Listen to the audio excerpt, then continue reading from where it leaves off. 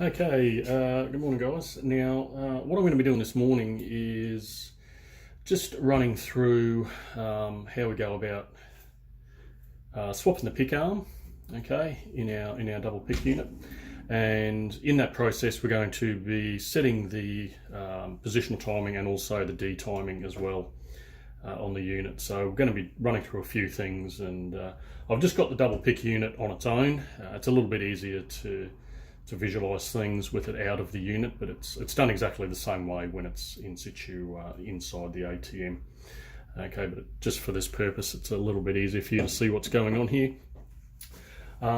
So normally this would come about by either a faulty pick arm, okay, and that can be either some cracks along the arm itself. So this is the arm out of the unit, okay, as you can see, it would normally go into that position.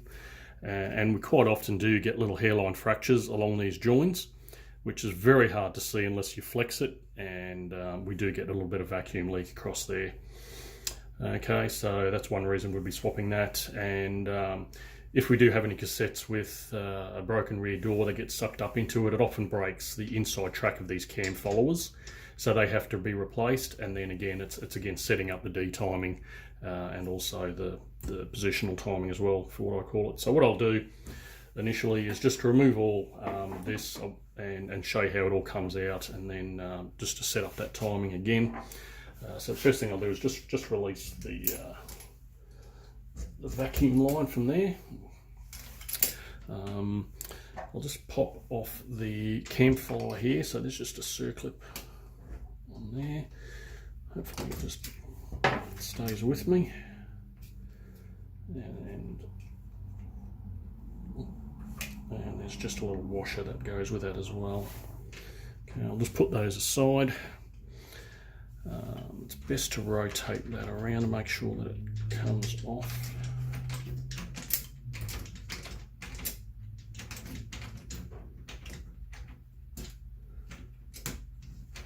So while it's in that fork optic there, it's not going to, so just rotate that around. Okay, so this is the cam follower.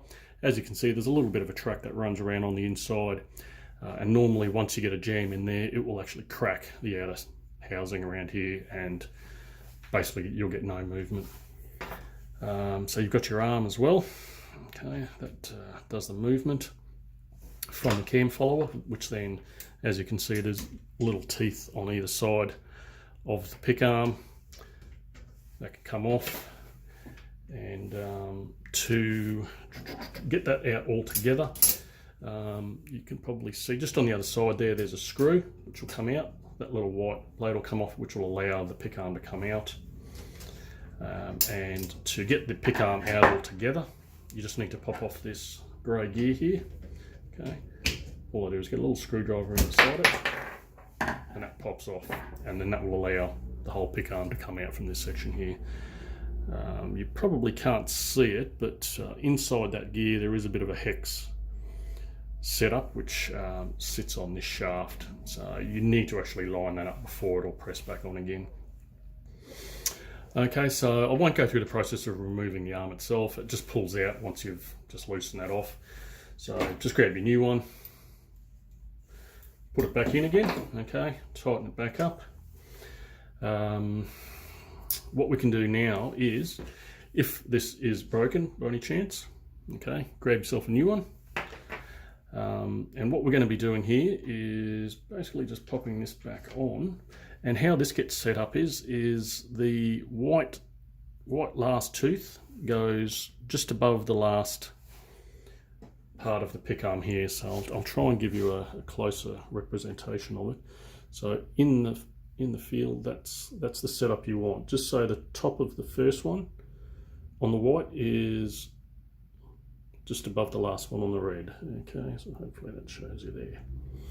All right, so that's what we want to do, is just set that up, okay.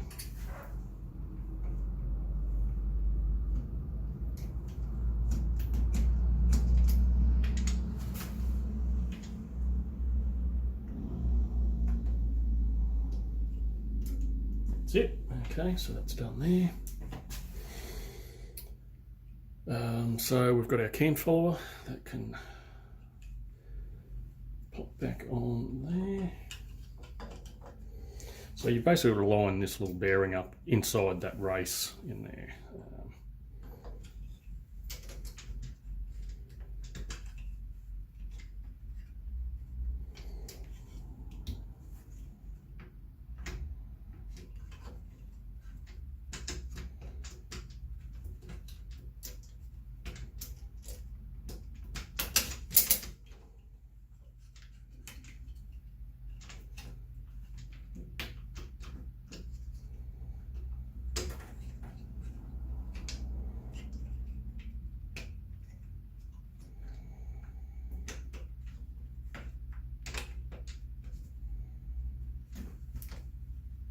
That's it. Okay, so you're also trying to make sure that the optic is outside of this part here, and you've also got to line it up with this wide gear. All right, so once you've done that, we can pop back on our washer and circlip.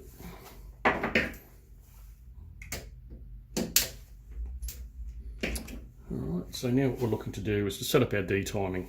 Okay, so to do this at any point, you don't have to be doing it just because you replace the pick arm, but generally when you replace that, you'll always have to reset the D-timing, and you always do the D-timing first and then the positional timing second. So what we're looking for is to isolate one of the rollers. So it's just this intermediate gear here, which I'll pop off. Once again, just a circlip. You're professional, you've probably got a circlip remover. I'll just move that out of the way. Still got this gear, which I'll put it on at the end. So what we're looking for is our D-timing mark. Okay, so we rotate that around until it's just inside our optic. Okay. Then what we're looking for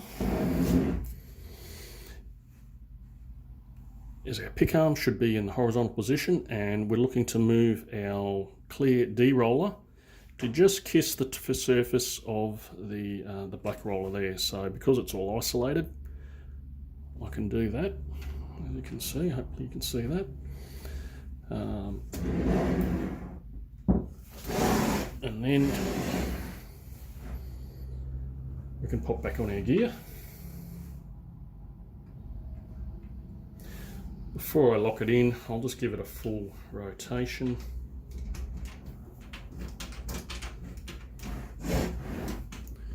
And just get it lined back up with the D. Okay, so the D is inside the optic. Turn it back around, and hopefully you can see pick arm all the way back, so that will have the note.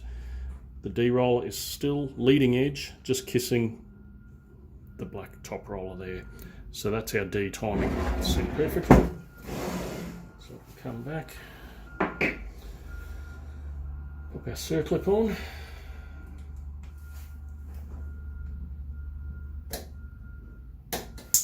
That's good, it didn't spring out into no man's land. Okay, and now I can pop this, oops, apologies for that.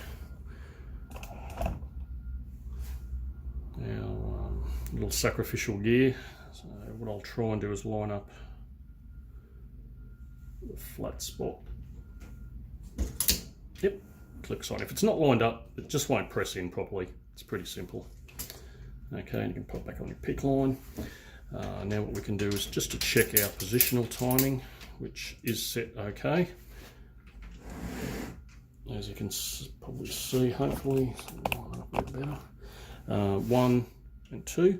If that isn't correct, when you've got a double pick unit set up, I'll just remove the belt, and that one again isolates the top from the bottom.